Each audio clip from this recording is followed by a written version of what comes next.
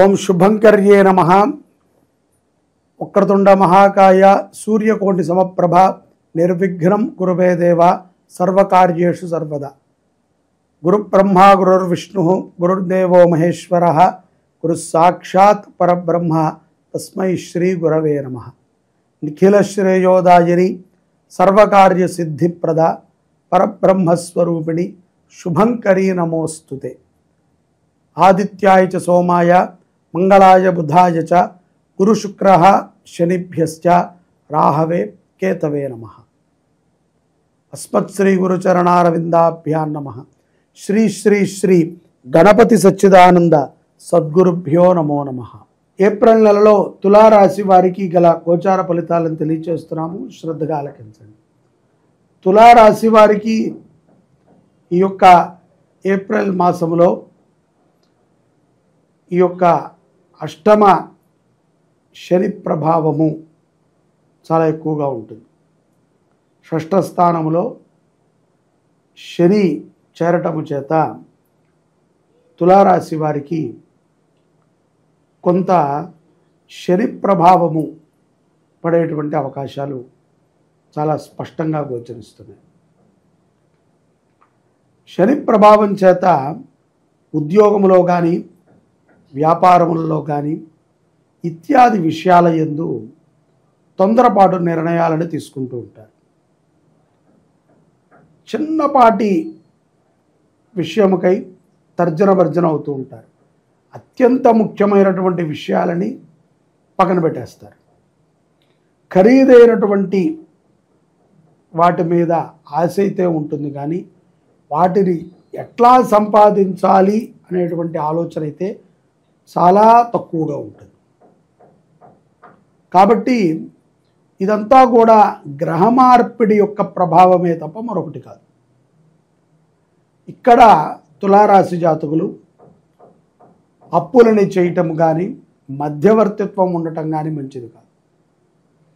అలా అనగానే మేము ఎప్పుడూ కూడా దరిద్రంలోనే ఉంటామండి, మేమేమీ పెద్దగా బాగుపడింది లేదు, ఎప్పుడూ కష్టాలు ఉంటాయి మాకు అని అనుకుంటాం. కష్టాలు వచ్చాయని రాలేదనో ఇంకొక రకంగానో మనం అనుకుంటం ద్వారా ఏ ప్రయోజనము ఉండదు.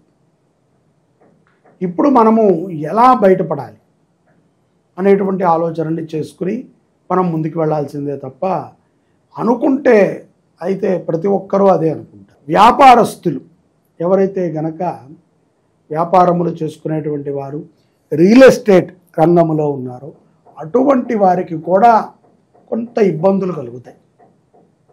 ఈ ఇబ్బందులు మీ యొక్క నిలకడకి చాలా ఉపయోగపడతాయని నేను అంటాను. మీ యొక్క ఏదైతే టాలెంట్ ఉందో, మీ యొక్క విశేషమైనటువంటి ఒక లక్షణం ఉందో అది బయటపడుతుంది అని నేను అంటాను. ఎందుకంటే శనిగ్రహము ఎప్పుడూ కూడా ఎవరికైనా సరే మంచి చేస్తుంది తప్ప చెడు చేయదు.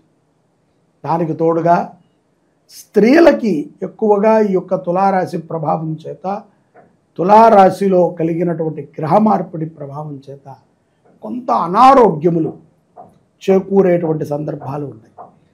మీ శత్రువులు మీ ముందు తలెత్తుకుని తిరిగేటువంటి విషయంగా కొన్ని సందర్భాలు ఉంటాయి. అది మీరు జీర్ణించుకోలేరు. ఎప్పుడైతే గనక సమయము కోసము వేచి ఉంటారో వారికి విజయం తప్పదు. ఎవరైతే గనక సమయం లేదు, కంగారు పడతాను, ఫటాఫటా అయిపోవాలి, వెంటనే అయిపోవాలి, తొందరగా అయిపోవాలంటారో అటువంటి వారికి అనేక కష్టములు వస్తాయి. కాబట్టి తొందరపాటు నిర్ణయాలకి దూరంగా ఉండండి. తులారాశిలో ఉన్నటువంటి వారు మీ భార్యకి ప్రతి విషయాన్ని చెప్తూ ఉండండి. ఒక చిన్నపాటి రెమెడీ ఇది, చర్చించండి. సరే ఏదో భగవంతుడు అనుగ్రహంతో పెళ్ళైతే అయింది, కానీ భార్య నా మాట వినేటట్టుండదండి, తాను కూడా నాకు వ్యతిరేకమే అని కొంతమంది అనుకుంటూ ఉంటారు. అలా అనుకున్నప్పుడు మీ తల్లిగారికి చెప్పండి, చెల్లికి చెప్పండి. ఎవరైనా ఒక స్త్రీ అంటే అక్క, చెల్లి, తల్లి, భార్య ఇటువంటి సంబంధములు కలిగినటువంటి స్త్రీ మీ యొక్క విషయాన్ని చెబితే తాను చేసినటువంటి ఆలోచనని మీరు అవలంబన చేయండి, వృద్ధి చెందుతారు. ఇదొక రెమెడీ మాత్రమే. అది మీకు ప్రతికూలత కాకుండా ఉండటానికి, కొన్ని ఇబ్బందుల నుంచి బయటపడటానికి, న్యాయ వ్యవస్థలలో ఉన్నటువంటి కొన్ని కష్టాల నుంచి మీరు బయటికి రావటానికి, ఆర్థికంగా నిలదొక్కుంటానికి ఎంతగానో మీ ఆలోచన వేగాన్ని పెంచుకునే విధంగా మీరు కొన్ని ప్రక్రియలు చేయాలి. ముఖ్యంగా విద్యార్థులు చెడు వ్యసనపాలు కాకూడదు. ఫస్ట్లోనే ఒక సిగరెట్తోనో లేకపోతే ఇంకొక మద్యంతోనో మీరు ఆపేయండి, కంటిన్యూషన్ చేయకండి. ఇది తలకి మించిన భారం అయితే తట్టుకోలేరు మీరు. ఇది మీ యొక్క కెరియర్కి ప్రమాదాన్ని తెచ్చిపెడుతుంది. మొదటిలోనే కంట్రోల్ చేసుకుంటాం ఉత్తమం. అభ్యాసం అయిపోయిందా కంట్రోల్ కాదు. అలాగే కార్యాలయాల యందు ఉన్నటువంటి వ్యక్తులతో ఉద్యోగస్తులు చాలా జాగ్రత్తగా ఉండాలి. విదేశాలలో ఉన్నటువంటి వారు తోటి ఒక మహిళ ద్వారా మీకు చాలా పెద్ద ప్రమాదం పొంచి ఉంది. ఆ యొక్క ప్రమాదము మీ జీవితాన్ని అస్తవ్యస్తం చేసేయచ్చు. కాబట్టి జాగ్రత్తగా ఉండండి. ప్రేమ వ్యవహారాలు అంతగా రాణించకపోవచ్చు, అయినప్పటికీ తులారాశి జాతకులు నడుపుతారు బలవంతంగా. ఇది కూడా కొంత ప్రమాదాన్ని తెచ్చిపెడతాయి. కొన్ని మనం చెప్తాము, ఏముందులేండి మీరే కదా చెప్పేది, మా అవసరాలు మీకేం తెలుసు అని చాలామంది బలవంతంగా అప్పులు చేస్తూ ఉంటారు. సుఖాల కోసమనో, టూర్ల కోసమనో, ఫోన్ల కోసమనో, తిండి కోసమనో అప్పులు చేస్తూ ఉంటారు. అవి కూడా కొంత ప్రమాదాన్ని తెచ్చిపెడుతూ ఉంటాయి. జాగ్రత్తగా ఉండండి. ఈ నెలలో పౌర్ణమి తర్వాత ఏదైతే గనక చైత్రమాసములో వచ్చేటువంటి పౌర్ణమి అంటే ఏప్రిల్ 12 తర్వాత ఆరోగ్యపరంగా కూడా కొన్ని బలహీనతలు తులారాశి వారికి ఏర్పడతాయి. అవి చాలా ఇబ్బందిని పెడుతూ ఉంటాయి. ముఖ్యంగా స్పాంటిలేట్స్ సమస్యలు రావటము, బ్యాక్ పెయిన్ సమస్యలు రావటము, బద్ధకం పెరగటము, ఏదో ఒక రకంగా రోజును గడిపేయటం అంతే తప్ప రోజుతో మనం వెళ్ళటం కాదు, గడపటం దాన్ని. అలా జరుగుతూ ఉంటుంది. నూతనముగా వాహనాలు కొనేటువంటి యోగము ఇవన్నీ కూడా కొంతమందికి గోచరిస్తూ ఉంటాయి, కొంతమందికి ఈ రకంగా ఉంటుంది. ఏంటండి ఈ తేడా అంటే కనుక మన యొక్క జాతకము ద్వారా కొన్ని మార్పులు మనకు కనిపిస్తూ ఉంటాయి.